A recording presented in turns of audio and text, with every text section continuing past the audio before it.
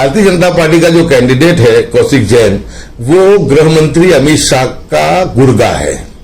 अच्छा। और अमित शाह के इशारे पे ही असदुद्दीन ओवैसी साहब यहाँ पर आए थे और उन्होंने यहाँ पर कैंपेन की शुरुआत की थी। जो बातें केजरीवाल को लेकर, जो बातें अपना असदुद्दीन ओवैसी को लेकर जो कही है, तो आपको लगता है कि दरियापुर की जो जनता है और खासकर जो मुसलमान हैं, वो कहीं ना कहीं केजरीवाल और ओवैसी को लेकर आपकी जो कही हुई बातें हैं उस पर यकीन करेगा, मानेगा ये तमाम चीजों को? जो विधानसभा में बेबाक तरीके से मैं भारतीय जनता पार्टी को मैं ललकारता हूं, इनके होम मिनिस्टर हो या मुख्यमंत्री हो, सबको खरी खरी सुनाता हूं, इसलिए उनके आंख में मैं कड़े की तरह उनको चुपता हूं। हम नफरत की राजनीति नहीं करते हैं, हम नफरत को छोड़ने के लिए और भारत को जोड़ने की हम लोग बात करते हैं। आप देख रहे हैं देश लाइव, देश की आवाज। गुजरात विधानसभा चुनाव पर सभी की नजरें टिकी हुई है, लेकिन ऐसे में खासकर गुजरात की कुछ सीटें ऐसी है जिस पर सभी की निगाहें टिकी हुई है। उसमें से एक है दरियापुर की सीट, जमालपुर की सीट। और दरियापुर इसलिए क्योंकि ग्यासुद्दीन शेख कांग्रेस के विधायक यहां से रहे हैं, 3 बार चुनाव जीते हैं, 4थी मर्तबा उन्होंने अपना नामांकन दाखिल किया है, पूरे दमखम के साथ में उतरे हुए हैं। और जिस तरीके से जो चुनावी रणनीति बनाने वाले और चुनाव के जो लोग होते हैं, आखिर में चुनाव आते वक्त वो जब बाहर निकलते हैं, लेकिन ग्यासुद्दीन भाई का ये देखा गया कि पिछले लगातार 3-4 साल से लगातार लगे हुए हैं जमीनी हकीकत और लोगों के भी बीच में जाना, बातें करना, सारी चीजें हम लोग अक्सर देखते रहते हैं। अब ऐसे में दरियापुर विधानसभा सीट, जो वहां पर मुस्लिम वोट है, जो हिंदू वोट है, किस तरीके का समीकरण है, ऐसे में क्योंकि आज तक 2017 के चुनाव से पहले तक, 2017 के चुनाव तक जो उम्मीदवार हुआ करते थे, अमूमन यह रहता था कि बीजेपी और कांग्रेस के उम्मीदवार मैदान में होते थे। लेकिन इस बार दरियापुर का समीकरण काफी अलग है, क्योंकि आम आदमी पार्टी का भी वहां पर उम्मीदवार होगा, AIMIM का भी उम्मीदवार वहां पर होगा, बीजेपी का उम्मीदवार और कांग्रेस के उम्मीदवार ग्यासुद्दीन शेख साहब। तो ऐसे में कई चीजें उठ रही है कि आखिरकार क्या होगा चुनाव के अंदर दरियापुर विधानसभा पर, मुसलमान क्या करेंगे, मारवाड़ी समाज क्या करेगा, ये तमाम चीजों पर हम बात करेंगे ग्यासुद्दीन शेख साहब से। चुनावी कैंपेन में काफी मसरूफियत के बावजूद वक्त निकाला। ग्यासु भाई बहुत बहुत शुक्रिया आपका। ग्यासु भाई, चुनावी बिगुल बज चुका, नामांकन दाखिल हो चुका है, काफी मेहनत आप पहले से कर रहे हैं, लेकिन जिस तरीके से AIMIM ने कल अपने उम्मीदवार के नाम का ऐलान कर दिया, क्या कहेंगे आप? बिल्कुल, गुजरात की जिन सीटों की चर्चा होती है उसमें अव्वल नंबर पर दरियापुर हमेशा चर्चा में ही रहती है, क्योंकि दरियापुर में जो एक घटना बनी थी कि MIM के अध्यक्ष असदुद्दीन ओवैसी साहब आज से 1 महीने पहले दरियापुर के दौरे पे आए थे। उस वक्त में ये सुना गया था कि असदुद्दीन ओवैसी साहब ने हैदराबाद से गुजरात के अध्यक्ष को ये कहा कि दरियापुर सीट का दौरा तैयार करो, मैं दरियापुर सीट का जो है उसमें मैं कैंपेन प्रचार करना चाहता हूं। यानी अक्सर ये होता है कि गुजरात का जो प्रदेश अध्यक्ष होता है वो डिमांड करता है कि मुझे इस सीट पे आपकी जरूरत है। यहां पर उल्टा हुआ कि असदुद्दीन साहब ने कहा कि दरियापुर विधानसभा क्षेत्र में मुझे जाना है और कैंपेन करना है। उस वक्त भी सुनने के बाद बहुत अचरज भी लगा मुझे, लेकिन जब असदुद्दीन ओवैसी साहब दरियापुर आए, 2 दिन घूमे, तो अपनी उत्तर प्रदेश और बिहार में और पश्चिम बंगाल में देखा कि असदुद्दीन साहब जहां जाते थे वह 10-20 हजार की भीड़ तो एक आम बात थी, लेकिन जब दरियापुर आए तो 100 लोग भी जो थे दरियापुर में इकट्ठा नहीं हो पाए। और उस वक्त में उनको भी बहुत मायूसी हुई, और उनसे ज्यादा मायूसी हुई थी उस वक्त में भारतीय जनता पार्टी के कैंडिडेट को। अच्छा। क्योंकि भारतीय जनता पार्टी का जो कैंडिडेट है कौशिक जैन, वो गृह मंत्री अमित शाह का गुर्गा है। अच्छा। और अमित शाह के इशारे पे ही असदुद्दीन ओवैसी साहब यहाँ पर आए थे और उन्होंने यहाँ पर कैंपेन की शुरुआत की थी। लेकिन जब उनको लगा कि असदुद्दीन ओवैसी दरियापुर में बिल्कुल विफल रहे हैं, उस वक्त में कौशिक जैन ने उसके जितने भी मुस्लिम समाज के जो दलाल हैं, बुटलेगर्स हैं, उनको नमस्ते सर्कल साहिबाग बुलाया और बुला करके कहा कि अब MIM चलने वाली नहीं है। जब असदुद्दीन ओवैसी में 100 लोग इकट्ठा नहीं हुए तो आगे क्या होगा, तो आप तमाम जितने भी मेरे गुर्गे हो वो सबके सब आप पार्टी में जुड़ जाओ। अच्छा। हाँ, आप पार्टी के कैंपेन में आप लग जाओ। तो बड़े गंभीर आरोप लगा रहे हैं आप। बिल्कुल। और उन्होंने जब कहा कि आप पार्टी के साथ आप जुड़ जाओ और आप पार्टी के साथ काम शुरू कर दो, तो उस वक्त में वहां पे एक मेरा जो हिंदू समाज का मेरा कार्यकर्ता था वो भी उसमें मौजूद था। तो उसने आने के बाद जब ये लोग आ गए, तो आने के बाद उसने ये कहा मुझे कि आज ये सूचना हमको कौशिक जैन ने दी है। तो बोले कि मैं भी मेरे यहाँ पे, तो मैंने कहा तुम भी तुम्हारे आप पार्टी को चलाओ, अच्छी बात है। तो उसने जब उसके विस्तार में ये कहा कि आप पार्टी के लिए मैं कैंपेन कर रहा हूं और कौशिक जैन को पता चला, तो उसने कौशिक जैन ने उस बंदे को फोन करके डांटा कि ये सिर्फ आप पार्टी का काम मुसलमान समाज में करना है, हमको हिंदू समाज में नहीं करना है, तुम क्यों घूम रहे हो लेके। तो बोला आपने तो नमस्ते सर पे कहा था।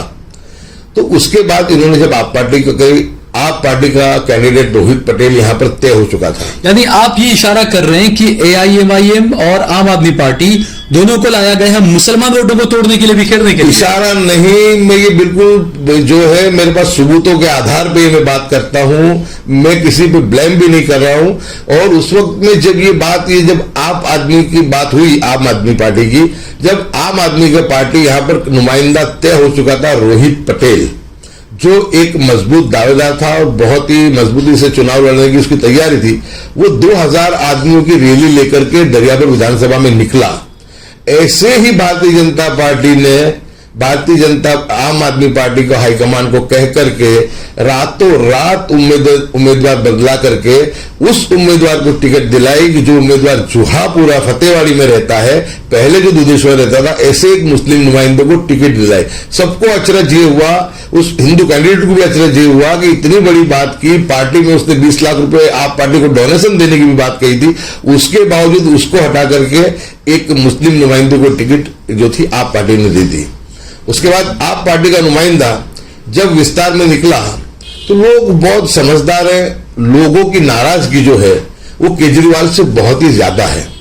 उसके पीछे का जो कारण है, वो कारण ये है कि जब शाहीन बाग का आंदोलन हुआ, भारत की बेटियां जो हिंदू थी, मुस्लिम थी, सिख थी, ईसाई थी, किसी के हाथ में गीता थी, किसी के हाथ में कुरान था, किसी के हाथ में तिरंगा था और किसी के हाथ में संविधान था। सुप्रीम कोर्ट ने भी उनकी तारीफ की कि भारतीय बेटियों ने संविधान को बचाने का आंदोलन शाहीन बाग में शुरू किया है। जब सुप्रीम कोर्ट भी कहती है, और दिल्ली के मुख्यमंत्री कभी भी उस शाहीन बाग की ना उन्होंने मुलाकात ली, ना कभी उन्होंने NRC के बारे में एक अल्फाज भी उन्होंने न विरोध दर्ज कराया। उसके बाद जब दिल्ली दंगे होते हैं, तो दिल्ली दंगों में भी वो कहीं पर जाते नहीं है।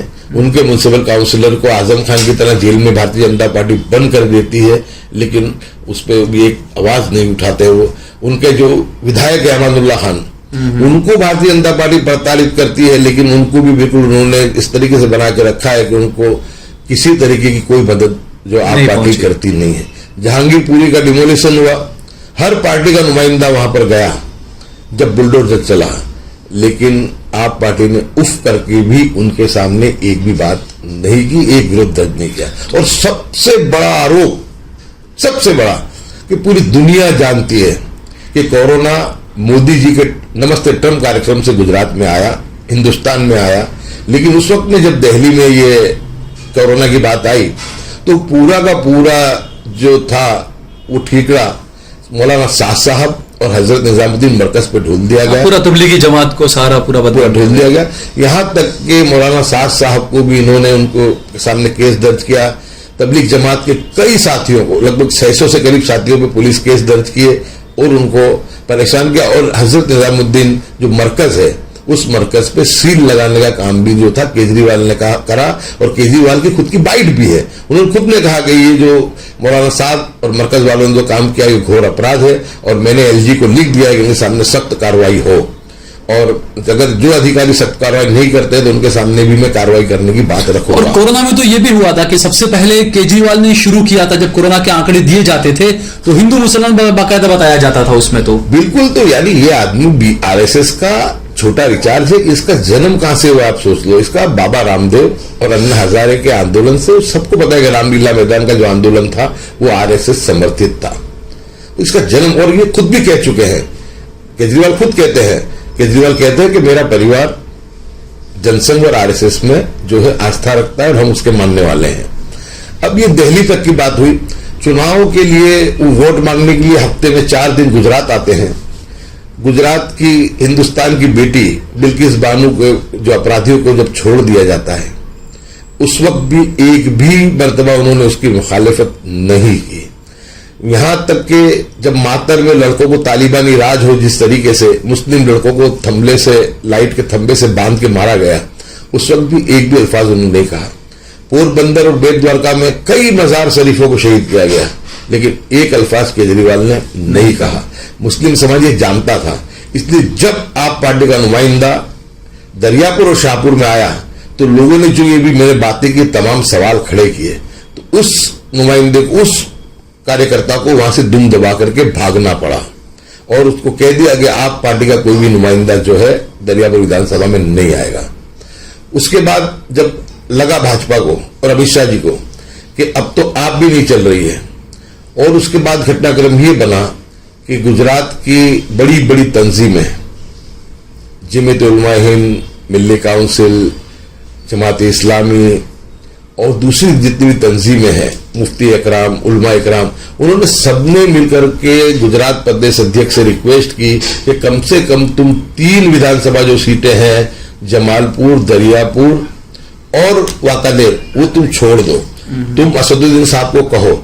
उन उलमा इकराम ने हैदराबाद के भी कुछ उलमाओं को बात की और उनसे भी कहा कि तुम उन पर दबाव बनाओ। हैदराबाद के उलमाओं ने भी कहा कि भाई 3 जो विधायक हैं वर्तमान, उनको छोड़ दिया जाए, क्योंकि भारतीय जनता पार्टी वैसे ही गंगा जल का लोटा भर के तैयार खड़ी है मुस्लिम मुक्त विधानसभा बना के गंगा जल से शुद्ध करने के लिए। तो आप जो बता रहे हैं, जैसे बीजेपी ने तो ये पहले नारा दिया है कि हम गंगा जल से शुद्ध करेंगे, जो बातें केजरीवाल को लेकर, जो बातें आपने असदुद्दीन ओवैसी को लेकर जो कही है, तो आपको लगता है कि दरियापुर की जो जनता है और खासकर जो मुसलमान हैं, वो कहीं ना कहीं केजरीवाल और ओवैसी को लेकर आपकी जो कही हुई बातें हैं उस पर यकीन करेगा, मानेगा ये तमाम चीजों को? बिल्कुल, ये सब उलमा इकराम भी जानते हैं, एनजीओ भी जानते हैं कि सभी ने बात गुजरात प्रदेश एमआईएम अध्यक्ष को करी। 2 मरतबा होटल में बुला करके मीटिंग हुई, उनको समझाया गया कि आप ये बात करो, और हैदराबाद से भी उन्होंने, उलमाओं ने उनसे बात करके उनसे कहा, लेकिन किसी भी उलेमा की जो बात थी वो जो है असदुद्दीन साहब ने नहीं मानी।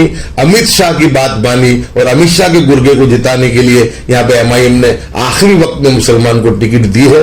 ये पूरा हथकंडा मुस्लिम समाज जान चुका है, पहचान चुका है, और हमने देखा कि मिर्जापुर की सभा एमआईएम की हुई, 500 लोग भी इकट्ठा नहीं हुए। दाना लिंडी की सभा तो कैंसिल करनी पड़ी और असदुद्दीन ओवैसी साहब को आधे रास्ते से बल्कि होटल के रूम में आके बैठ जाना पड़ा। सूरत गए, सूरत के मंच पे मुस्लिम समाज के लोग चढ़ गए और वहां पर उन्होंने विरोध किया, क्योंकि सूरत पूर्व में एक मुस्लिम नुमाइंदे को टिकट कांग्रेस ने दी है। कांग्रेस के नुमाइंदे को हिंदू मुस्लिम वोट मिल सकते हैं, एमआईएम को एक भी हिंदू वोट तो यहाँ पर यह भी कहा जा रहा है कि जो कांग्रेस से सताए हुए जो हैं वो एमआईएम में चले गए। कांग्रेस ने साबिर काबली का टिकट काटा हुआ, एमआईएम का वो उन्होंने झंडा उठा लिया। हसन खान की जो बात कही जा रही है, कांग्रेस उनका टिकट काटा, फिर वो एमआईएम में आपके सामने वो उम्मीदवार बन गए। बिल्कुल, कल तक कांग्रेस उनको बहुत अच्छी लगती थी। साबिर काबलीवाला जी की टिकट क्यों कटी, वो पूरा देश और पूरा गुजरात जानता है कि नरेंद्र मोदी का जब आंदोलन चल रहा था, सद्भावना सम्मेलन, उन्होंने उसमें उसका हार पिलाया था। और जो कांग्रेस, जो एमआईएम के दरियापुर के नुमाइंदे हैं, उनका इतनी एंटी इनकैपेसिटी कि पार्टी ने उनका टिकट काट दिया। 25 साल तक उनको 5 टर्म टिकट दिया पार्टी ने। जब लगा कि यहाँ पे सीट नहीं आने वाले, सर्वे में वो जीत नहीं रहे थे, इसलिए उनकी टिकट को काट दी।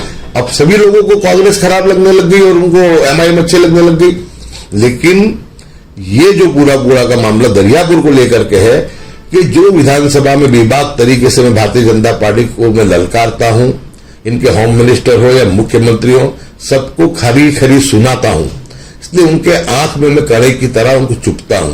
तो उनका सबसे पहला है कि गयासुद्दीन की गर्दन को उतार लिया जाए, ताकि ये आवाज जो खामोश हो जाए, चुप हो जाए। और वो भारतीय जनता पार्टी की ताकत नहीं है कि वो कर सके, लेकिन वो हमारे ही लोगों को हाथ बना करके इस काम को अंजाम देने की कोशिश कर रहे हैं। लेकिन दरियापुर की अवाम बहुत होशियार अवाम है, वो हिंदू हो या मुसलमान हो, क्योंकि मुसलमान तो अपना वोट वो संभल कर देता है, लेकिन हिंदू समाज भी, मैं मुस्लिम हूं उसके बावजूद भी मुझे 20,000 वोट देता है। उसको पता है कि हम नफरत की राजनीति नहीं करते हैं, हम नफरत को छोड़ने के लिए और भारत को जोड़ने की हम लोग बात करते हैं। अच्छा, आखिर में ये कि आपका जो विधानसभा क्षेत्र है दरियापुर, वहां के युवाओं को, वहां के लोगों को क्या आप देश लाइव के माध्यम से क्या मैसेज देना चाहते हैं? मैं सभी लोगों को, मेरे जागरूक हिंदू मुस्लिम सभी मतदाताओं को ये मैसेज देना चाहता हूं कि 15 साल में मैंने दरियापुर विधानसभा को जोड़ने का काम किया है। एक समय का अति संवेदनशील विस्तार, अशांत विस्तार आज अमन है, भाईचारा है, प्रेम है। रथ यात्रा हो तो भी मुस्लिम समाज स्वागत करता है, मुहर्रम हो तो हिंदू समाज स्वागत करता है। लोग मिलजुल कर रह रहे हैं, सब गरीब लोग हैं। हिंदू मुस्लिम लड़ना नहीं चाहते हैं, लेकिन बहुत दुख की बात है कि भारतीय जनता पार्टी ने जिस नुमाइंदे को टिकट दी है, वो नुमाइंदे ने 2007 से लेकर के 2009 तक शाहपुर नागोरीवाल को चलाने का काम किया था। और इसके खिलाफ मैंने विधानसभा में आवाज उठाई थी कौशिक जैन के खिलाफ, और जब मैंने आवाज उठाई उसके बाद इसके सामने FIR भी दर्ज हुई है। यानी ये जो है गुनहगार FIR भारतीय जनता पार्टी की सरकार ने ही इसके खिलाफ की है। यानी लोग इसकी प्रतिभा को भी जानते हैं, और 2 मरतबा मेरे साथियों ने, मेरी टीम दरियापुर ने इसको कॉर्पोरेशन में हराया, इस नुमाइंदे को। तो विधानसभा की तो बहुत दूर की बात है, मेरे नुमाइंदों ने, मेरी टीम ने इनको 2 मरतबा यहां से हराया, 2010 में शाहपुर से और 2015 में जो उनको हराया है वो दरियापुर से। इसलिए उनके जो जीतने का कोई मकसद नहीं है। भारतीय जनता पार्टी में बहुत जबरदस्त बिखराव भी है इस कैंडिडेट को लेके। भारतीय जनता पार्टी के लोग कह रहे हैं कि ये सीट तो कांग्रेस के हाथों में दे दी है, और जब इनको लग रहा है कि इनकी सीट जाने वाली है तो ये मुस्लिम समाज के लोगों को हाथा बना के, पुलिस के दलालों को, बोगस जो लोग हैं, जो दारू जुगार की बदी चलाने वाले लोग हैं, एंटी सोशल एलिमेंट है, उनका साथ क्राइम ब्रांच और ATS का इस्तेमाल करके ये सीट जो है वो जीतने की कोशिश करते हैं। लेकिन मेरा विस्तार बहुत समझदार है। इंशाल्लाह मुझे पूरी उम्मीद है, मुझे भरोसा और पूरा यकीन है कि हिंदू मुस्लिम के साथ से इस मरतबा 20,000 से ज्यादा वोटों से दरियापुर विधानसभा जीत के आऊंगा। और RSS का और भाजपा का जो सपना है कि जो गंगा जल से शुद्ध करना है, वो उनका सपना कभी भी पूरा नहीं होगा। क्योंकि मैं इतना जानता हूं कि अल्लाह खैरुल माकिरीन, बेहतर मकर करने वाली जात अल्लाह की है, और अल्लाह जो इरादे करता है दुनिया की कोई ताकत उसको तोड़ दे सकती है। ठीक है ग्यासु भाई, बहुत बहुत शुक्रिया हमसे बातचीत के लिए, और हम भी आपको शुभकामनाएं देते हैं कि आप चौथी बार भी विधानसभा में पहुंचे और इसी तरीके से मुसलमानों की और सभी दबे कुचलों की आवाज उठाते रहें।